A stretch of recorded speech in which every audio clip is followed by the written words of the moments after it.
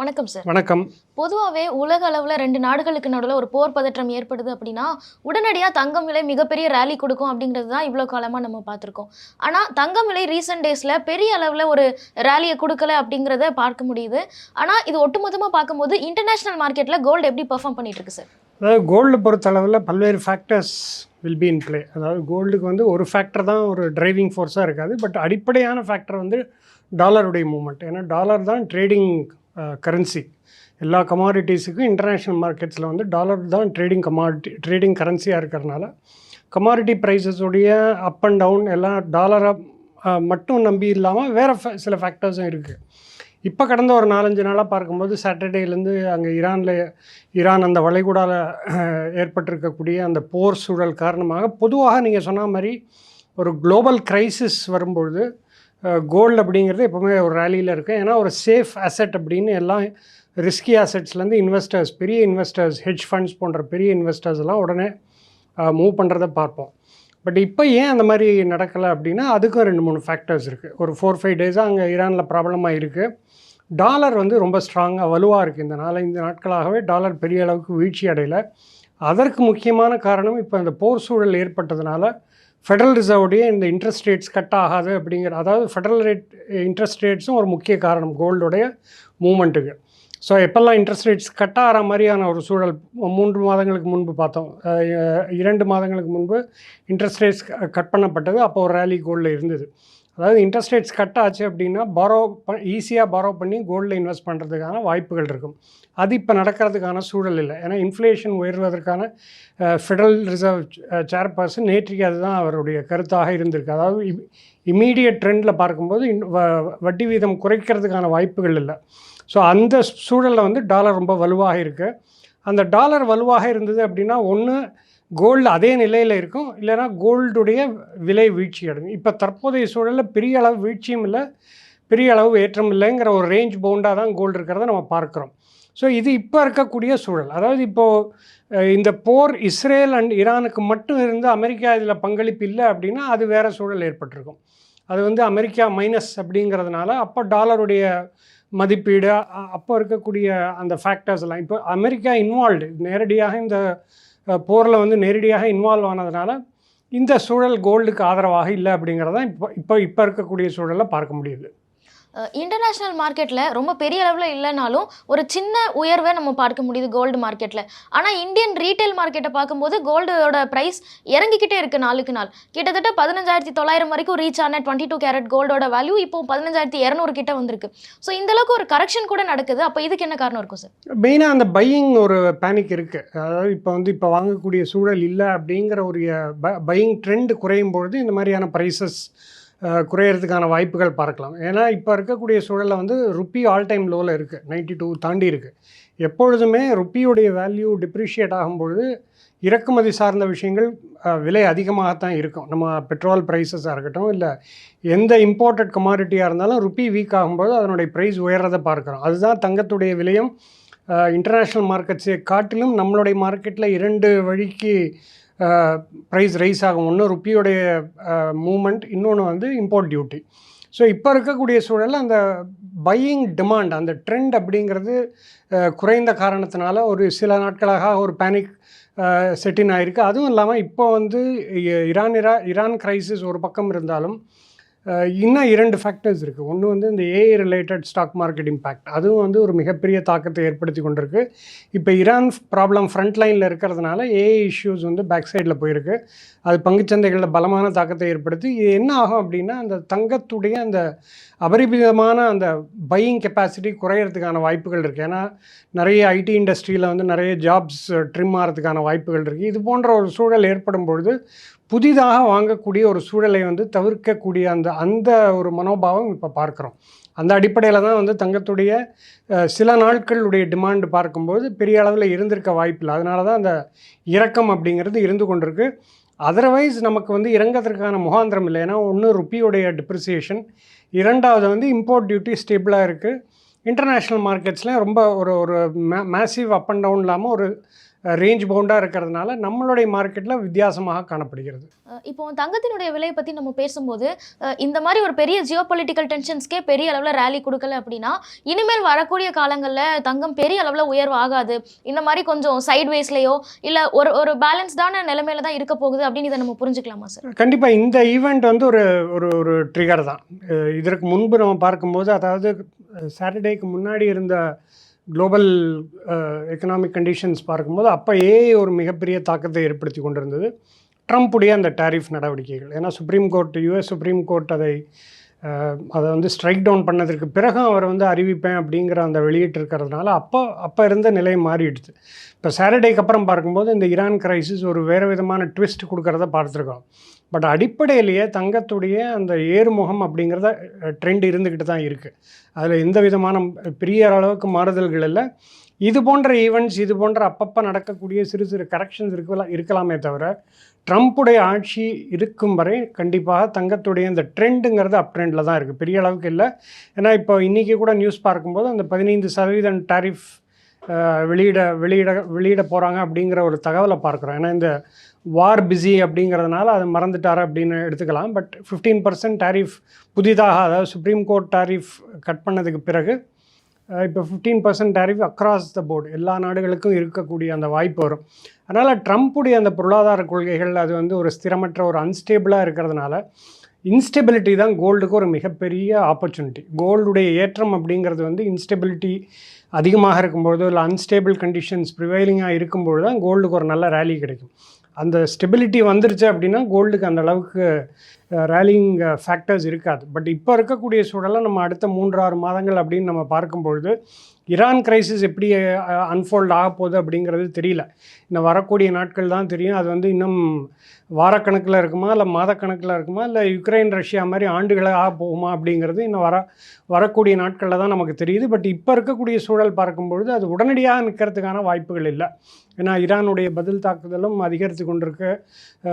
Gulf கண்ட்ரீஸ்லேயும் பெரிய அளவுக்கு தாக்குதல்களை ஏற்படுத்தி கொண்டிருக்கு. அதனால் இந்த க்ரைசிஸ் அப்படிங்கிறது தொடர்ந்து கொண்டிருக்கு. இந்த மல்டிபிள் க்ரைசிஸ் இருக்கிறதுனால அந்த அட்ஜஸ்ட்மெண்ட்ஸில் கோல்டுடைய ட்ரெண்ட் இருந்து கொண்டிருக்கு. பட் அப் ட்ரெண்டில் இருக்கிறதுக்கான வாய்ப்புகள்னால் அதிகமாக இந்த சூழலில் பார்க்க முடியுது. இப்போ தங்கத்தை ஒரு போர் சூழலில் ஒரு ஹெட்ஜாக பார்க்கும்போது அதுக்கு இப்போ பெருசாக இம்பார்ட்டன்ஸ் இல்லை, யாரும் பெருசாக வாங்கலைங்கிறத பார்க்குறோம். இதை இன்னொரு டைமென்ஷனில் பார்த்தோம் அப்படின்னா ஈரான் வந்து ஹார்மோஸ் ஸ்ட்ரைட்டை இப்போ க்ளோஸ் பண்ணியிருக்காங்க.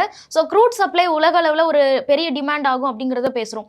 அப்போ க்ரூடுக்கு ஒரு ஷார்ட்டேஜ் வருது அப்படின்னா அது ஆட்டோமேட்டிக்காக தங்கத்தினுடைய விலையில் பாதிப்பு ஏற்படுத்தாதா சார்? அதுதான், அதாவது டாலருடைய மூமெண்ட் தான் இப்போ டிட்டர்மைனிங் ஃபேக்டராக இருக்குது. ஏன்னா வந்து இப்போ இருக்கக்கூடிய சூழலில் வந்து அந்த கோல்டு ஏறுவதற்கான சூழல் பர்ஃபெக்டாக இருக்குது. ஏன்னா crude oil crisis, Hormuz strait வந்து க்ளோஸ் பண்ண அன்அஃபிஷியலாக மூடியாச்சு. அதற்கு வந்து மூடுறதுக்கான வாய்ப்புகள் இல்லை. பட் அங்கே வரக்கூடிய கப்பல்களை வந்து தடுத்து கொண்டிருக்கிறது ஈரான் அரசு. அது ஒன்று. அடுத்ததாக மிகப்பெரிய பங்குச்சந்தைகளில் மிகப்பெரிய அடி சவுத் கொரியா போன்ற நாடுகளில் இருக்கக்கூடிய பங்குச்சந்தைகள்லாம் பார்க்கும்போது பலமான வீழ்ச்சி, பல ஆண்டுகள் காணாத வீழ்ச்சி கொரியன் மார்க்கெட்ஸ்லாம் இருக்கிறத பார்த்துருவோம். அதனால் இப்போ இருக்கக்கூடிய சூழல் கோல்டு ஏறுவதற்கான ஒரு பர்ஃபெக்ட் ஒரு சரியான சூழல் இருந்தாலும் டாலருடைய ஒரு ஸ்டபர்னஸ் தான் கோல்டை வந்து ஏற விடாமல் தடுத்து கொண்டிருக்கு. ஏன்னா அதுதான் முக்கியமான ஃபேக்டர். நான் ஏற்கனவே சொன்ன மாதிரி அதற்கு டாலருடைய ஸ்ட்ரென்த், இந்த மாதிரியான ஒரு போர் சூழலில் டாலர் விழுவதற்கும் வாய்ப்புகள் அதிகம். ஏன்னா வந்து இப்போ நேற்றைக்கு ஒரு ரேடார் $1 பில்லியன் மதிப்புள்ள அந்த ரேடார் வந்து சேதப்படுத்தப்பட்டுள்ளது. ஒவ்வொரு நாளும் கிட்டத்தட்ட $750 மில்லியன் வந்து செலவாகுது யூஎஸ்க்கு இந்த போரில்.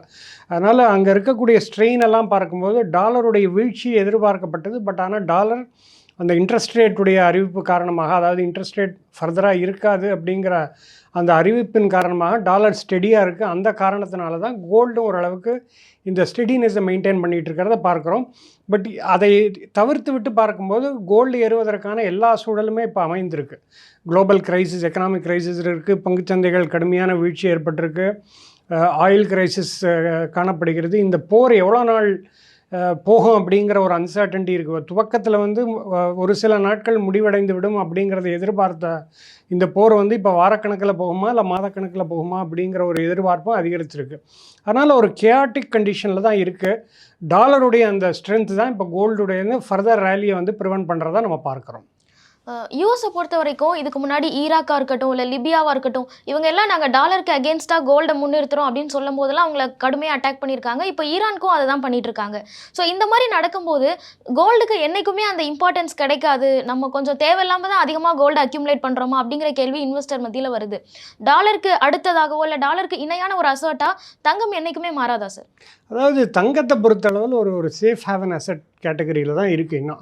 அதனால் வந்து பெரிய ரிட்டர்ன்ஸ் எதிர்பார்க்கிறதோ இல்லை வந்து எப்போ பெரிய முதலீட்டாளர்கள் ஹெட்ஜ் ஃபண்ட்ஸ் போன்ற பெரிய முதலீட்டாளர்களாகட்டும் இல்லை மத்திய வங்கிகள் central banks reserve bank RBI மாதிரி சென்ட்ரல் பேங்க்ஸ் எல்லாருமே ஒரு ஹெட்ஜிங்காக தான் கோல்டை அக்யூமுலேட் பண்ணுறாங்களே தவிர அதுலேருந்து ரிட்டர்ன்ஸ் வரும் அப்படிங்கிற எதிர்பார்ப்பு குறைவு.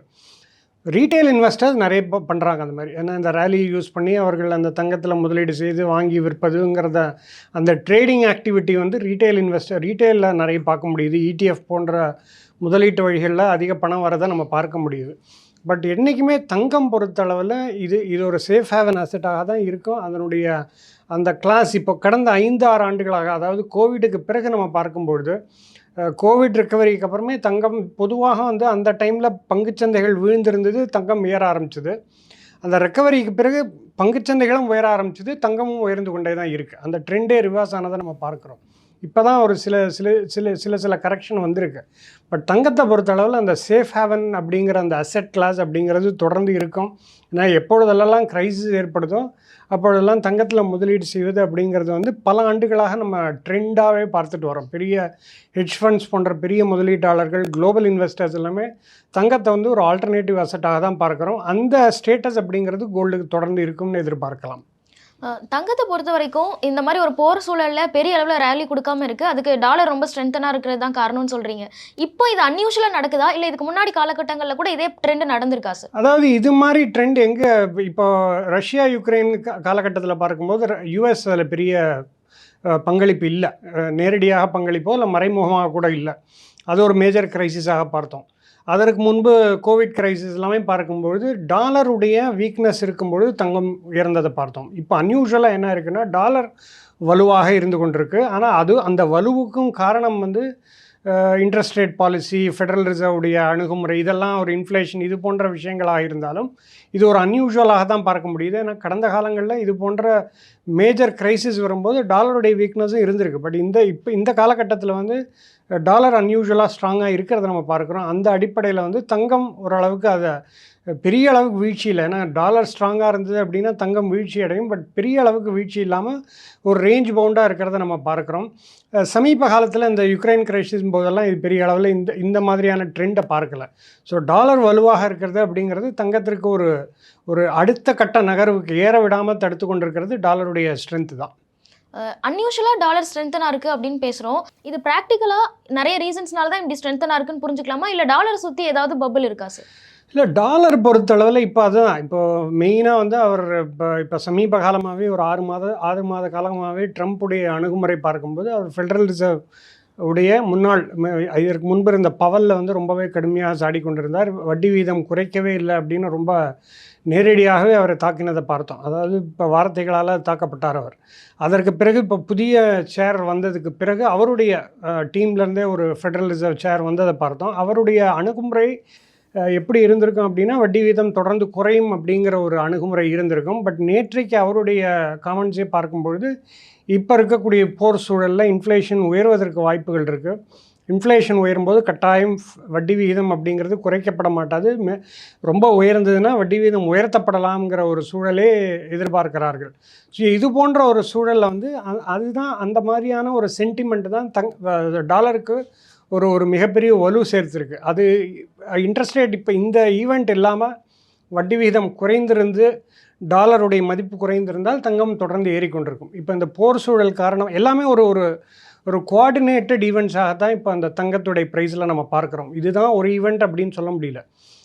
போர் சூழல் ஒன்று, அதை ஒட்டிய அந்த வட்டி விகிதம் குறைக்கப்பட மாட்டாது அப்படிங்கிற ஒரு கருத்து, இன்ஃப்ளேஷன் உயரும் அப்படிங்கிற கருத்து, இதெல்லாமே வந்து டாலருக்கு ஒரு ஸ்ட்ரென்த்து கொடுத்துருக்கு. ஆனால் டாலருடைய வீக்னஸுமே இன்னும் வரக்கூடிய நாட்களில் எப்படி இருக்குங்கிறத பார்க்கணும். ஏன்னா அதிகப்படியான செலவினங்கள் இப்போ வந்து ஏற்கனவே யூஎஸ்லேயே 10 நாளுக்கு மேலே இதை வந்து நீடித்தால் மிகப்பெரிய சவால்கள் இருக்குது அப்படின்னு யூஎஸ்லேயே பேச ஆரம்பிச்சிருக்காங்க. அதாவது 10 நாளுக்கு மேலே இந்த போர் இருந்ததுன்னா அவங்களால தாக்கு பிடிக்க முடியாதுங்கிற சூழல். ஸோ அப்போல்லாம் டாலருடைய மூவ்மெண்ட் எப்படி இருக்குங்கிறத பார்க்கணும். இப்போ 4-5 நாட்களாக இது போன்ற ஒரு ட்ரெண்டில் இருக்கிறத பார்க்குறோம். பட் வரக்கூடிய நாட்களில் நிச்சயமாக அதில் மாற்றங்கள் தெரிய வரும். ஏன்னா ஒன்ஸ் அந்த வட்டி வீதம் அந்த டாக்ஸ் முடிஞ்சுது அப்படின்னா டாலர் அடுத்தடுத்த நகர்வுகள், அடுத்தடுத்த நியூஸ் ஃப்ளோக்கு எதிர்பார்த்து அதனுடைய மூவ்மெண்ட் இருக்கிறத நம்ம பார்க்கலாம்.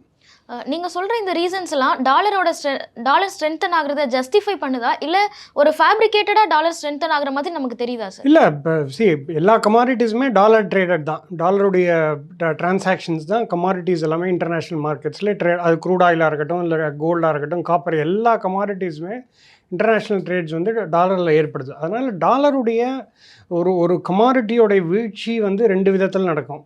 ஒன்று, அந்த கமாடிட்டியோட ஃபண்டமெண்டல் வீக்காக இருந்தது. இப்போ கோல்டு கடுமையான டிமாண்டே இல்லை அப்படின்னா டாலருக்கு வெயிட் பண்ணாது, கோல்டு விழும். பட் இன்னொரு பக்கம் டாலருடைய மதிப்பு உயரும்போது அதனுடைய மூமெண்ட், இப்போ அது ஸ்ட்ரென்தன் ஆகும்போது கோல்டு ப்ரைஸஸ் விழும். ஸோ இந்த 2 ஃபேக்டர்ஸுமே they will always be at play. அது எந்தெந்த சூழல், அந்த கால சூழலை பொறுத்து இருக்குது. அதனால் டாலரை பொறுத்தளவில் ட்ரேடிங் கரன்சி அப்படிங்கிறதுனால அதனுடைய தாக்கம் நிச்சயமாக எல்லா கமாடிட்டிஸ்லேயும் இருக்கும். அந்த அடிப்படையில் பார்க்கும்போது தற்போதைய சூழலில் டாலருடைய வலு, அந்த ஸ்ட்ரென்த் அப்படிங்கிறது சில நாட்களாக இருக்கிறத பார்க்கணும். பட் இதே நிலை நீடிக்குமா அப்படிங்கிறத நம்மளால் நிச்சயமாக சொல்ல முடியாது. ஏன்னா அமெரிக்கா இந்த போரில் இன்னும் உள்ளே தள்ளப்பட்டு அவர்கள் ஒரு இதில் மாட்டிக்கிட்டாங்க, ஒரு சூழலில் மாட்டிக்கொண்டால் அப்போ டாலருடைய உண்மையான அந்த வெளிப்பாடு வெளியே வர ஆரம்பிக்கும். ஸோ இதெல்லாமே ஒரு எமர்ஜிங், ஒரு டைனமிக் சுச்சுவேஷனாகத்தான் நம்ம ஃபினான்ஷியல் மார்க்கெட்ஸில் பார்க்குறோம். பட் தற்போதைய நிலையில் சில விஷயங்கள், இன்ட்ரெஸ்ட் ரேட் காரணம், இந்த இன்ஃப்ளேஷன் உயரதுனால வட்டி வீதம் குறைக்கப்பட மாட்டாது அப்படிங்கிற இது போன்ற விஷயங்கள்னால டாலர் கொஞ்சம் வலுவாக இருக்கிறத நம்ம பார்க்குறோம். இப்போது கோல்டோட ப்ரைஸ் இந்த மாதிரி ஒரு ரேலி இல்லாமல் ஒரு நார்மலாக இருக்கிறதுக்கு என்ன ரீசன்ஸ் அப்படின்னு பேசணும். இப்போ ஒரு சாதாரண ரீட்டைல் முதலீட்டாளர்கள் ஒரு ETF மூலமாகவோ இல்லை வேறு ஏதாவது வகையிலையோ தங்கத்தில் முதலீடு செஞ்சுட்ருக்காங்க, ஃபிசிக்கல் ஃபார்மில் வாங்கி வைக்கணும்னு நினைக்கிறாங்கன்னா இந்த மாதிரி சிச்சுவேஷன்ஸில் அவங்க எக்ஸ்போஷர் எடுத்துக்கிறது கரெக்டாக இருக்குமா, இல்லை கோல்டுக்குள்ளே என்டர் ஆகாமல் வெயிட் பண்ணுமா சார்? அதாவது எப்பொழுதுமே ஒரு லிமிட்டட் எக்ஸ்போஷர் தான் கோல்டு எடுக்கணும். அதாவது மார்க்கெட் ரொம்ப ஒரு ரேலிங் இருந்தால் அதிகமாக அதில் எக்ஸ்போஸ் பண்ணுறதோ இல்லை ஒன்றுமே இல்லாமல் இருக்கிறது அப்படிங்கிறது வேண்டாம். எப்போவுமே ஒரு அசட் அலோகேஷன் மாடல் ஃபாலோ பண்ணுறது பெட்டர். ஏன்னா 2 வித்தியாசங்கள் இருக்குது. ஒன்று பங்குச்சந்தைகளில் முதலீடு பண்ணுறது அப்படிங்கிறது நம்ம உள்நாட்டில் நிர்ணயமாகக்கூடிய பங்கின் விலை அடிப்படையில் நம்ம வாங்குகிறோம். குளோபல் ஃபேக்டர்ஸ் இருந்தாலும் நம்ம ஒரு பர்டிகுலர் பங்கு வாங்கும்பொழுது அதனுடைய நிறுவனம் எப்படி இருக்குது, அதனுடைய செயல்பாடுகள் எப்படி இருக்குது, அது டெக்னிக்கலாக எந்த மாதிரியான ஒரு ட்ரெண்டில் இருக்குங்கிறத நம்ம பார்க்கலாம். ஆனால் ரீட்டைல் இன்வெஸ்டர்ஸுக்கு கோல்டுடைய ப்ரைஸை ப்ரெடிக்ட் பண்ணவே முடியாது. ஏன்னா இன்டர்நேஷ்னல் ஃபேக்டர்ஸ், டாலருடைய மூவ்மெண்ட் தெரியணும், குளோபல் கிரைசிஸோட இம்பேக்ட் எப்படி இருக்குங்க தெரியணும், அங்கே இருக்கக்கூடிய இன்ட்ரெஸ்ட் ரேட் வட்டி விகிதத்துடைய மாறுதல்கள் கோல்டுக்கு இம்பேக்ட் பண்ணுங்கிறது இப்போ நம்ம சில நாட்களில் பார்க்குறோம். இதெல்லாம் ரீட்டைல் இன்வெஸ்டர்ஸுடைய அவங்களுடைய பர்வியூக்கு அப்பாற்பட்டு இருக்கிறதுனால ரொம்ப அதில் இன்வால்வ் ஆகாமல் அடிப்படையிலே ஏற்கனவே அவர்கள் தங்கம் வாங்கியிருந்தால் ஒரு போர்ட்ஃபோலியோவில் 10% மேலே தங்கம் இருக்கவே கூடாது. அதுதான் அப்பர் லிமிட். அதற்கு மேலே அவர்களுக்கு தேவையில்லை. நான் சொல்கிறது முதலீட்டு வழி. அதாவது அவங்களுக்கு தனியாக ஜுவல்லரி வாங்குறது, ஆபரணங்கள் அவங்க ஃபேமிலிக்கு வாங்குறது, அது முதலீட்டில் வராது. நான் சொல்கிறது ரிட்டர்ன்ஸ் ஓரியன்டாக முதலீடு செய்யும் பொழுது 5-10% மேலே போர்ட்ஃபோலியோவில் தங்கம் இருக்கிறதுக்கான வேலையே இல்லை. ஏன்னா தங்கத்தை பொறுத்தளவில் ஒரு அன்யூஷுவல் ஆக்டிவிட்டி கடந்த 5 ஆண்டுகளாக இருந்தாலும் அது எப்பொழுதுமே அதே ரிட்டர்ன்ஸ் இருக்கும் அப்படிங்கிறது எதிர்பார்க்க முடியாது. அந்த அடிப்படையில் அவங்க லிமிட் பண்ணிக்கிறது பெட்டர். புதிதாக இப்போ தங்கம் வாங்குவது அப்படிங்கிறது ETF வாங்கினாலும் இல்லை வேறு ஏதாவது வழிகளில் வாங்கினாலும் அப்பப்போ ஒரு கரெக்ஷன்ஸ் வரும்போது கொஞ்சம் கொஞ்சமாக வாங்கி வைக்கலாம். ஆனால் நான் ஏற்கனவே சொன்ன மாதிரி 100 ரூபா முதலீடு பண்ணும்போது அதிகபட்சமாக 10 ரூபாய்க்கு மேலே தங்கத்தில் முதலீடு எப்பொழுதுமே பண்ண வேண்டாம். வேறு அசெட்ஸ் இருக்குது, வேறு நம்ம இப்போ நான் ஏற்கனவே சொன்ன மாதிரி மியூச்சுவல் ஃபண்ட்ஸில், ஸ்டாக் மார்க்கெட்ஸ்லாம் நம்ம ஓரளவுக்கு நம்ம சூழலை அறிந்து நம்ம முதலீடு செய்யக்கூடிய விஷயங்கள் வேறு விஷயங்கள் இருக்குது. தங்கத்துடைய விலையை மட்டும் நம்ம பல்வேறு விஷயங்கள் ஒரு 8-10 ஃபேக்டர்ஸ் எடுத்தால் தான் தங்கத்துடைய விலை ஓரளவுக்கு நம்ம கணிக்க முடியும். அது இப்போ இருக்கக்கூடிய சூழலில் ரொம்ப ஒரு கேஆட்டிக், ரொம்ப ஒரு குழப்பமான பொருளாதார சூழல் உலகத்தில் நடந்து கொண்டிருக்கிறது அப்படின்னால துல்லியமான ப்ரெடிக்ஷன்ஸ் அப்படிங்கிறது பாசிபிள் கிடையாது. அதனால் முதலீட்டாளர்கள் முதலீட்டு விஷயங்கள் பண்ணும்பொழுது அதிகப்படியான எக்ஸ்போஷர் வேண்டாம். எப்பேற்பட்ட ரேலியாக இருந்தாலும் அது 5-10% மேலே அவங்க போர்ட்ஃபோலியோவில் வைத்துக்கொள்வது அப்படிங்கிறது அட்வைசபிள் கிடையாது. ஸோ தங்கம் விலை ஒரு பெரிய ரேலி கொடுக்கும் அப்படின்னு எதிர்பார்த்தப்போ அந்த அளவுக்கு ரேலி கொடுக்கல. ஸோ முதலீட்டாளர்களுக்கு இது சார்ந்த நிறைய சந்தேகங்கள் இருந்தது. அதை பற்றின ரொம்ப டீட்டெயிலான எக்ஸ்பிளனேஷன்ஸ் கொடுத்துருக்கீங்க. Thank you so much. நன்றி. மேலும் ஈடி தமிழ் சேனல்ல வரப்போகும் பிசினஸ் மற்றும் அது ரிலேட்டடான வீடியோவை பார்க்க உடனே கீழே இருக்க சப்ஸ்கிரைப் பட்டனை கிளிக் பண்ணுங்க.